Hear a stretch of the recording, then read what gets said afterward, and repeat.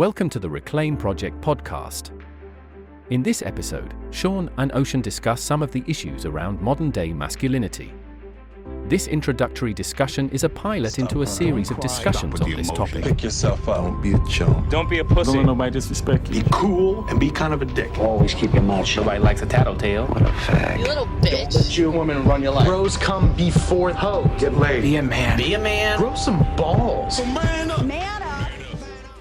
Here we are. Thanks again for joining me. It's been a good while since you've sat in the hot chair. Great to have you back. Fantastic to be here, Sean. It's always good to interact with you and share space and time and connection. Yeah, it's always great to see you, brother. We're going to touch on a subject that's, I don't know, to be fair, it can be quite a contentious issue. So we're going to talk around masculinity, which is quite a broad kind of topic, and we'll draw some things out of that over the next couple of weeks, few weeks. Hopefully we can nut out what it is that society sees as being a man. Yeah, I feel equipped to talk about this. Yeah. Because I identify as a man. As do I. And that's the profound question, what exactly does that mean?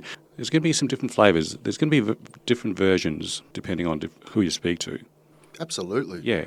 I don't think you can put in one bucket what constitutes masculinity. No, it's going to be different depending on your raising, your background, where you are in the world. Just from because I've been a man a long time. So just around my experiences, some of the things that I feel society sees as being a man, and particularly being masculine, is that stoicism, resilience, being the provider, being unshakable. That's what I would say is my understanding of what society sees as being a man. Yeah. Yeah. But where I want to start, though, is peel back to the beginning. Like, where does that identity as a man start? Like, where does that understanding of what a man is, where does that start? Where does that understanding of what it takes to be a man, where does that come from? Well, I feel like this is a great space for me to speak into. I have two little boys, they're 5 and 6, and there's been a massive evolution for me as a man stepping into fatherhood, because it has brought to the forefront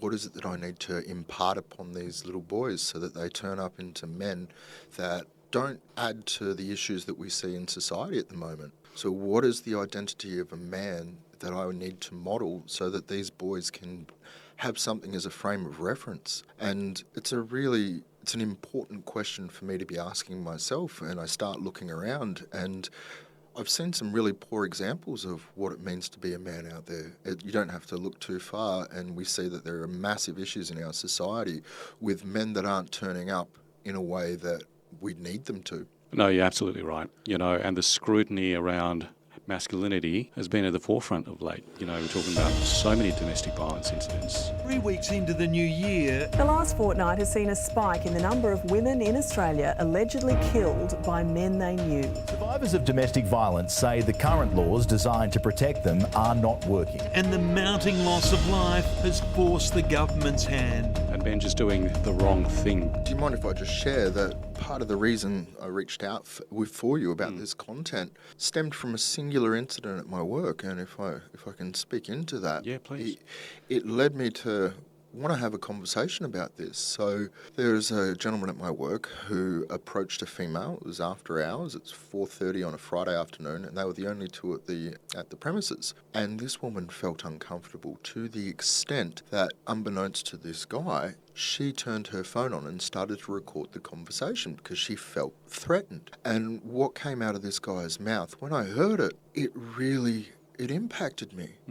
And the overarching message that came through to me was, as a man, I need to approach him from a place of compassion to say, that's not how we turn up. You do not have the right to make this woman feel threatened.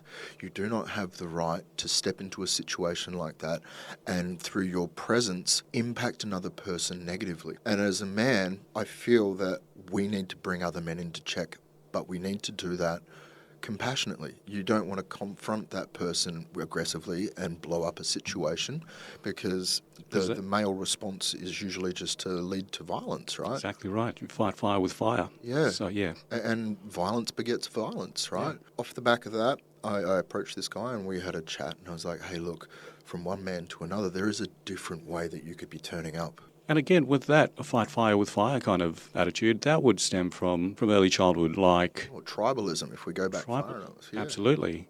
But, we have, in our childhood, have toxic language thrown at us like, don't be a girl, or stand up for yourself, or, say there's a bully at school, fight back. That there already is that conditioning where you fix things with violence or use or your aggressively. physicality to impart your will. Correct. There's no education around emotional regulation. In fact, that's frowned upon. You're encouraged to suppress your emotions. 100%. Yeah. 100%. And anecdotally, I came across this at work today.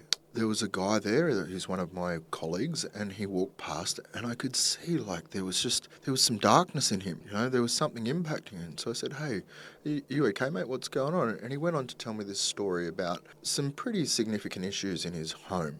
Right? In his home life, there's some things that aren't going to plan. He's a massive Croatian man. Like, he would be 6'4". He's very, very big, solid, strong man. And he told me this, and the result was that the police were called and they asked him to leave his own home. And to hear that, I can see both sides of the story here, right? But to hear that, it's quite confronting, right? There's a physicality, a presence to this man. His ethnicity, his background, he's a very proud man. And I heard him, and without judgment, I looked at him and said, how are you going up here? And his response was, who cares? And I said, well, to be honest, mate, I asked because I care. And as soon as I said that, he broke down. He started crying. Yeah. There's this big, strong man there that couldn't hold it in anymore. Went behind closed doors, and as soon as we closed the doors, I gave this guy a massive hug. And that is what he needed. He needed someone to hear him. He needed to be able to express this emotion without judgment, without someone labelling him for doing that, and just to have some compassion. And I feel like the more that we do this, the more that we as men open up and offer that level of compassion to a man that is clearly struggling, start changing the narrative. Correct. Once the message gets out there that it's absolutely okay to be vulnerable and it's healthy to deal with those emotions. Yeah, you speak about the emotional regulation, right? Yeah, yeah. What toolkit does the average man on the street have to access that emotional regulation when they've been societally conditioned? Men don't cry, men don't show any emotion. You do mention the Stoics, and I really love some of their principle work, but around that is men are stone, they are granite, they don't show any emotion even if something is impacting them.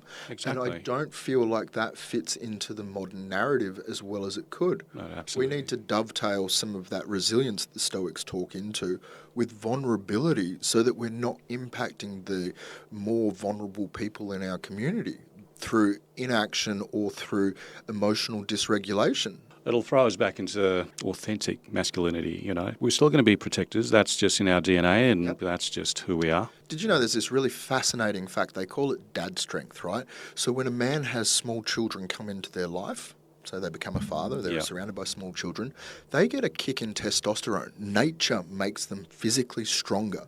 And that strength is there to help them protect their children. Is that right? That is absolutely right, mate. Yep, there's a biological upgrade, dad strength. And that's how do we use that strength? That then is like, that's the real question. And that's the issue. Like, we have all this stuff, but we don't know where to channel it. I tell you where you don't channel it. You don't mask your feelings and emotions through drugs or alcohol or any of these negative things. Absolutely. There are more masks.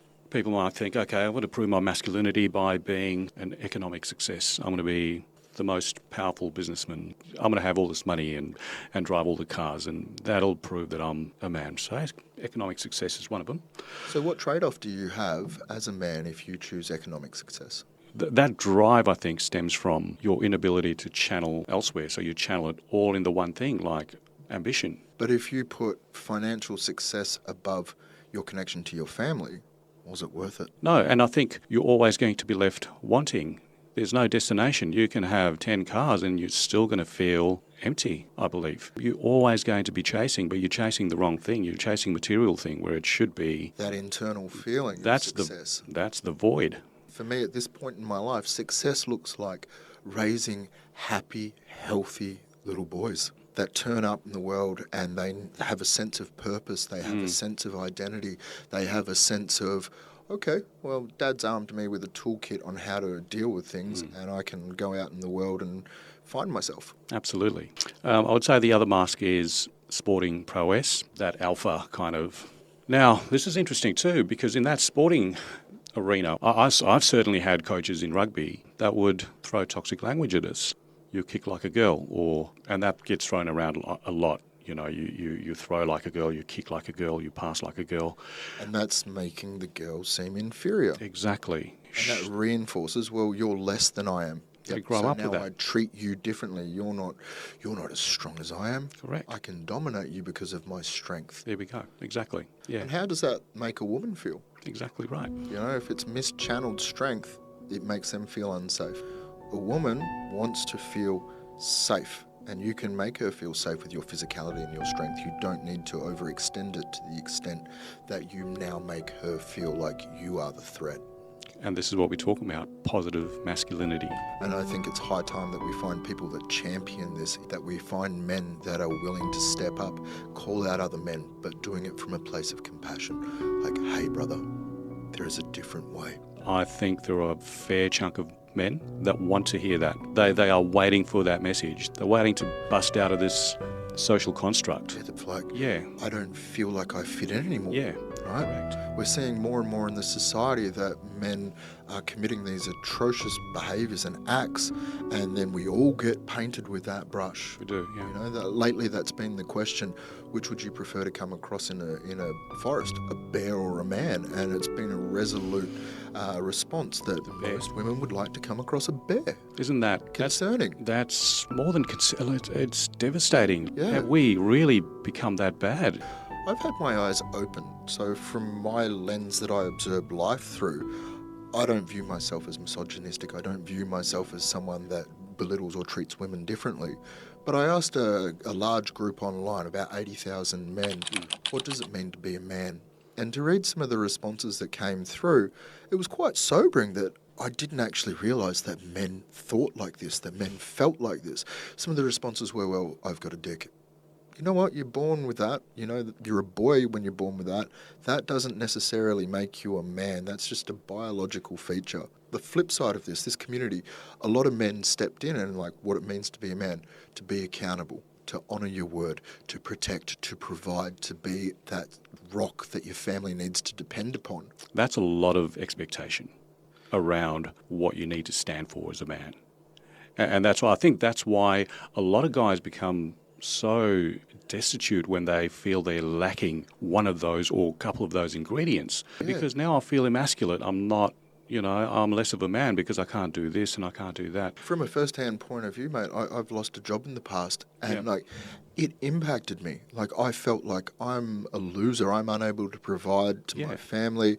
I felt unworthy.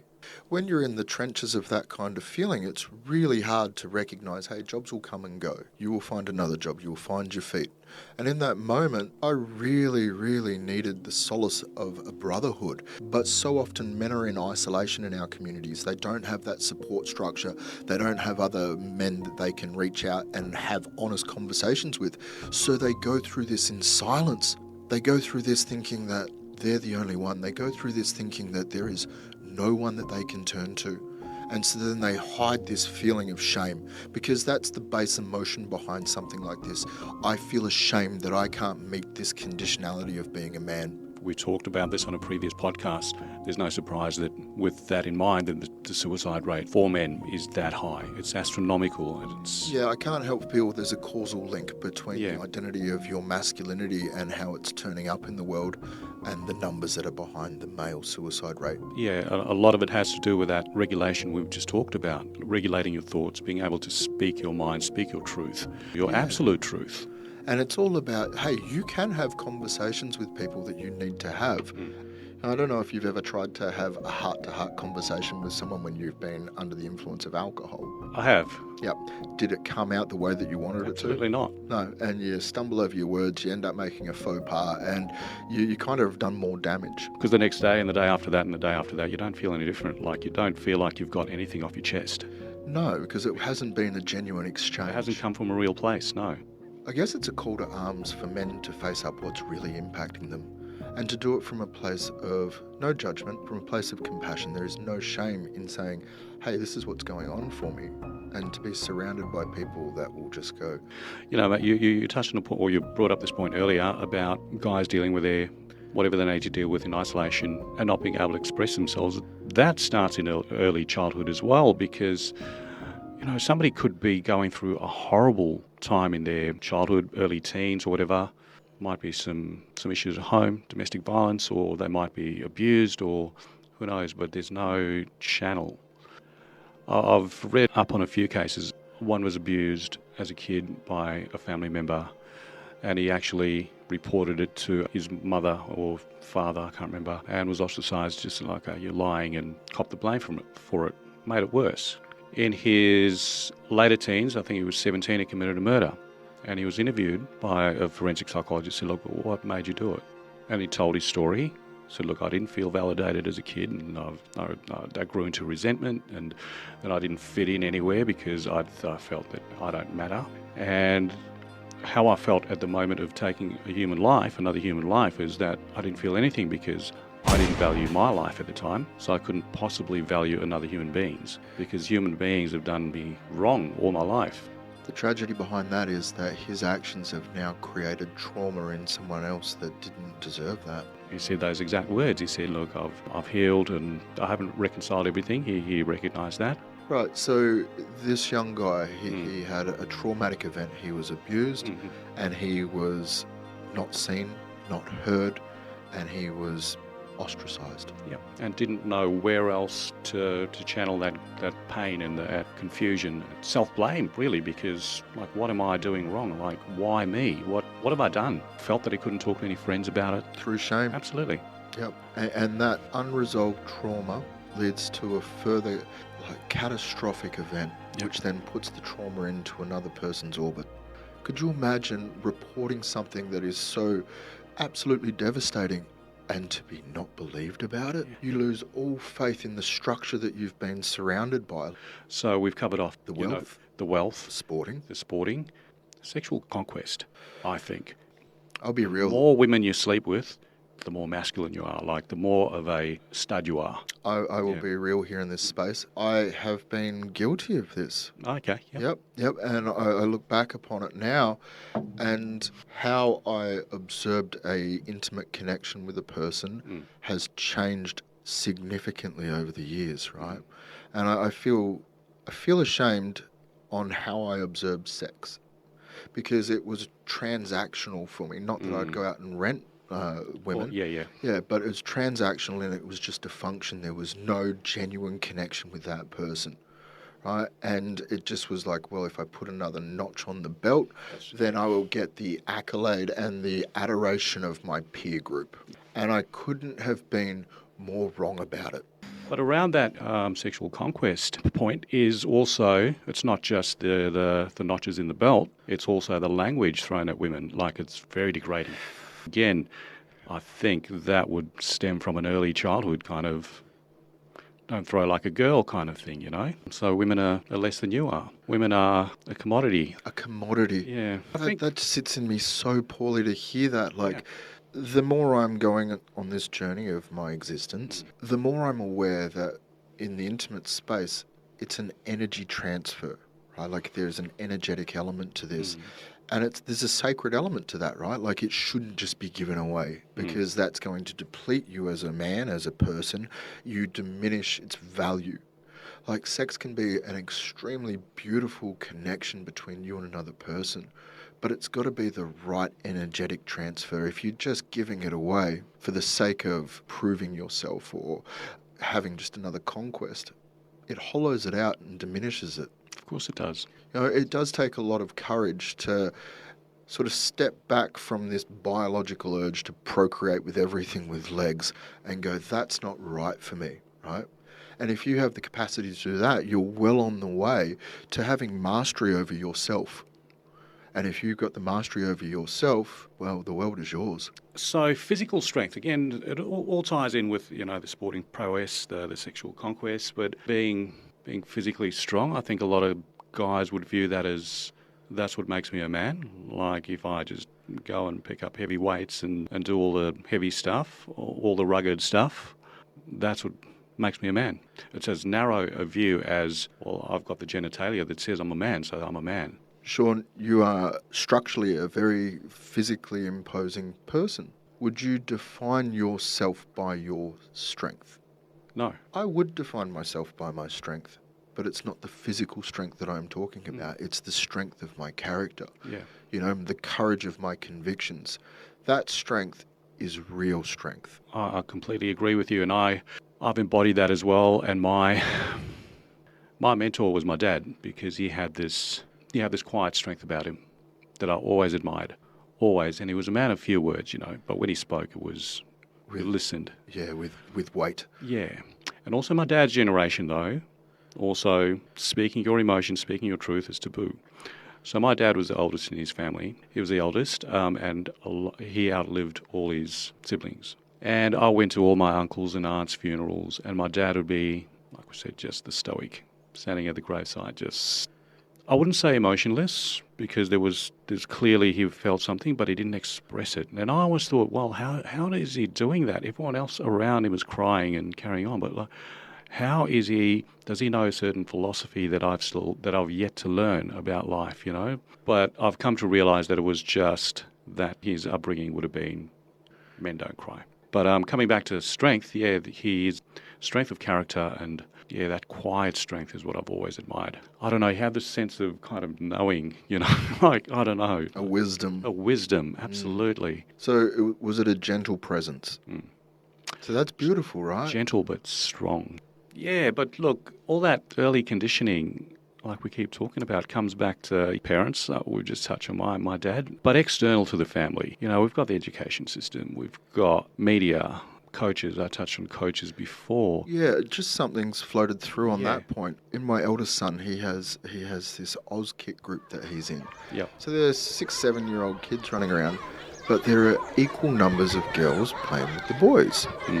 And it just dawned on me while we were having this conversation, no one in that leadership and coaching group would dare say to anyone, you kick like a girl. Yeah. And so maybe we're going to start seeing some positive change by integrating boys and girls into what would have traditionally been like a masculine or a male-centric arena. I think that'd be great. One of the greatest things that I see in the sporting realm in particular, my passion is surfing. And so over the last, say, 5-10 years, the women's surfing has done something quite unique. They have gone to parity with the winnings for the women, so there is no difference in what the male winner and the female winner get. And the level of surfing that is now being done by these females is phenomenal. It's on par with the men. And I watch it and I'm like, 10 years ago, I wouldn't have watched this. I would have been like, this is rubbish, you know? Yeah. But now that they've got this parity of earning potential, it's attracting people that might have in the past looked at that and gone, why would I enter into a competition where I am treated as less? I do feel like in our society, we're becoming more vigilant of where the patriarchy has a high watermark. Yeah, absolutely, there's a positive shift, but there's still a fair bit of work to be done. Yeah, and I feel that is men shepherding men towards better outcomes. We have to. It has to come from us. 100%, mate, 100%. And so hopefully when we expand upon this conversation over the next coming weeks, we really look at some of the ways that we can model that and we can look at how to bring out the best in the men around us. Absolutely, because there are guys that have hearts of gold. They've got so much to offer, but they don't know it. They don't know how to access it. They don't know how to access it. A guy that is really in touch with his masculinity, he's not going to be out there using it to disadvantage other people, right? No. He's longing for that masculinity to be met by an equally impressive embodied femininity, for the most part. From childhood, the conditioning, so toys even, you know, like you look at the toys, traditionally it's going to be guys have the guns and the camo and the knives and bow and arrow. That's how I was brought up, Yep. Girls have the dolls and the ponies, all the fairer stuff. But doesn't that then also breed some level of aggression, like having these military-style weapons as toys and you be a soldier, that's a strong man kind of thing. Well, soldiers suffer. Even the video games, you know, it's all very violent and it's shooting and it's stealing cars. Yeah, look, they are a form of escapism, right? You get to be someone different in that realm. This is true, but then, okay, let's say one of these shoot 'em up games. I don't play video games, so I don't know the name of it, but it's where you just go from room to room shooting and shooting people. There was a terrorist attack in New Zealand I was thinking about this morning, actually. Yeah. Yeah. That guy that walked into the mosque. Yes, Yep. and he went around and shot a few people. He was playing that game like he was. Yeah, it's very strange that you bring that up, because that popped into my mind just really randomly on my way to work this morning. Yeah, wow. About how misguided that guy was, right? Like, what led him to create such an atrocious set of circumstances, you know? And from memory, that guy streamed it live as if it was a first-person action shooter. That's right. A gunman attacked 2 mosques while hundreds of Muslims were praying. The man who is claiming responsibility and charged with murder is an extreme right-wing white supremacist who live-streamed the attack, saying it was aimed at immigrants. You know, we've had our own on our shores. I mean, that guy is Australian, yep. And we've had, Martin Bryant in Tasmania. But his upbringing was quite traumatic. And again, he didn't have that outlet, and he was always, bullied and made fun of. So he had all this buried stuff. Yeah. Until the valve let go. But, coming back to masculinity, I think part of it as well as our conditioning as young boys is to be a man, you need to shun all that is feminine. Your empathy, your intimate conversations, that kind of stuff. For me as a dad, I am as real as I can possibly be. If something has impacted me, my boys will see me cry. They'll ask me why, and I will tell them. They have seen me help people that could give me nothing in return. They have witnessed me go through things that I say to them, I feel really proud that I have achieved this. They have seen me apologise to them, like, hey, I got this wrong. They need to see the whole range. What they will never see from me is me closing a door on their face. They will never see me saying, you're wrong for expressing this feeling. Because the effect that would have on them, it's a lasting lifetime effect. That they weren't validated, right? That they were not seen, not heard, misunderstood. Look, and me growing up, I did a lot of, just by virtue of my family dynamics, like I'm the youngest of a large family as well, and there's quite a significant age difference between myself and the other siblings. Yep. I'm right down the bottom. So growing up, I didn't actually have, to be fair, anything in common with my siblings because they were so much older. They were doing different things and, they were going out to nightclubs. I was just this little kid. So I was in solitude a lot of the time. I had a very best friend who I lost to a car accident, but he was pretty much like a brother to me. But I did all my siphoning, all my processing and analysing in solitude. And I carried that into adulthood, well into it till it became very toxic. I was very confident in my ability to resolve things and tap into my wisdom. But there came a point where I couldn't. Well, I needed to open up and share because I just couldn't do it on my own. And that actually took a lot of courage. 100%. That was the exact word I was about to use. It took a lot of courage, yeah. You think that strength is just what you can lift up or what you can push or who you can physically dominate. Real strength is to face up to the things that are impacting you and say, I need someone to support me here. That's the real deal. The challenge that we face is that when a man makes that call, we pick up the phone. We don't let them do that in silence because that becomes a negative reinforcing loop where I reached out but no one was there. Lewis Howes, a really well-known podcaster in America, wrote a book. I can't remember the title of the book, but he lists a number of these masks that we adopt as males, and it's a very, very good read. One of the things that I think is when we were in tribal times, young men were taken through an initiation process. So the males that were there supporting them took them, and it was secret men's business, but they were shown and given tools of what it meant, the boundary to be a man in this society or in their group. And we don't have that anymore, right?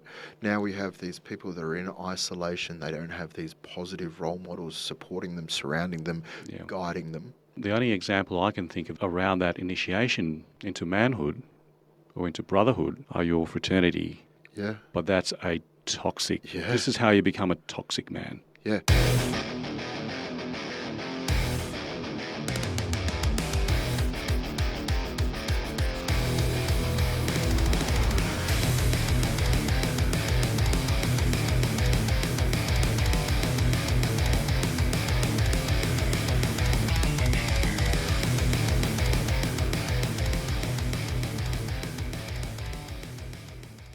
hey, drink to excess, objectify the people around you, make yourself number one, shaft everyone that you can to get to the top. Yeah, and those fraternities, your frat brothers are number one. You don't tell them. There's a code of silence. Yeah, it's a boys' club. It's a boys' club. There were often rapes on campus. Mum's the word. So you leave a trail of destruction in your wake. Yeah. And feel like you're a master of the universe. Correct. And this is at college. This is at uni, and you take this into adulthood. Yeah. Johnny Cash made this beautiful saying, what's done in the dark will be brought to the light. Yeah. You can't treat people poorly and get away with it forever. Universe won't let you, man. I really feel like, as a man, I have a number of different roles to fulfill. As a father, as a friend, as a partner. But like I started off with, this role at the moment about modelling what it means to be a man of virtue, to shepherd other men towards this, I really feel like that is something that needs to be prominent. Absolutely. It should be done yesterday. It's long overdue. Because what's happening, you're talking about raising kids, boys in particular, because you want to raise them to be men. If you yourself are an inauthentic man, that's what you're going to pass on. There'd be guys out there saying, well, I don't have boys, no, I've got daughters. The same applies. Yeah, my best friend has 2 daughters. Yeah, you then are a model to your daughter as to if you're damaged or inauthentic, you're not in touch with your real self. That then becomes a model to your daughter. I'm like, okay, that's because daughters look up to their dads. Yeah. That's a man. This is what a man or masculinity is. If you see your father, he drinks too much and loses control, that's acceptable. Yeah. You know? And that's not the message, That's we shouldn't be exposing our kids to our worst selves. We should be exposing them to our best selves and be intentional about this. Over the coming weeks, we'll delve more into perhaps some of the modalities that can help guys drill down to their authenticity and deal with what needs to be just off the cuff. There are cold therapies, cold water therapies, and as basic as that sounds, it's so powerful. I've been doing the saunas down the beach lately, and like you cycle through the sauna, it's 115 degrees, and then 15 minutes in, then you jump in the ocean and cool down. And I got to tell you, in the middle of winter, the water's not warm. No. But that cycling, that thermal cycling, it helps you to understand a regulation, a cadence inside your body. Yeah. And then that transpires to an emotional regulation, right? If you can sit in discomfort for 15 minutes and then get relief, that also becomes discomfort. Yeah. It teaches you a little bit about yourself. And obviously, that has to go hand in hand with other trauma release techniques, maybe some sound healing or or counselling. It all has to work together. 100%. Yeah. Yep. A healthy individual is healthy in body, mind and spirit. It's a trilogy. And if one is out of alignment, you're not optimal. Mate, as usual, it's been an absolute pleasure. I'm really excited to be moving into this space, Sean, and tapping in. This podcast is very much an introductory message about what we aim to do in the next few weeks. Yeah, look, I don't have all the answers. It's not a one-size-fits-all. It's not. No, it really isn't. And, geez, I don't know any one person who has all the answers. If there's one person who thinks, he embodies everything, every ingredient that is masculine, we'd love to hear from you, bring it on because we need that knowledge. So, share it. Yeah, but, mate, thanks again for your time. Appreciate you, Sean.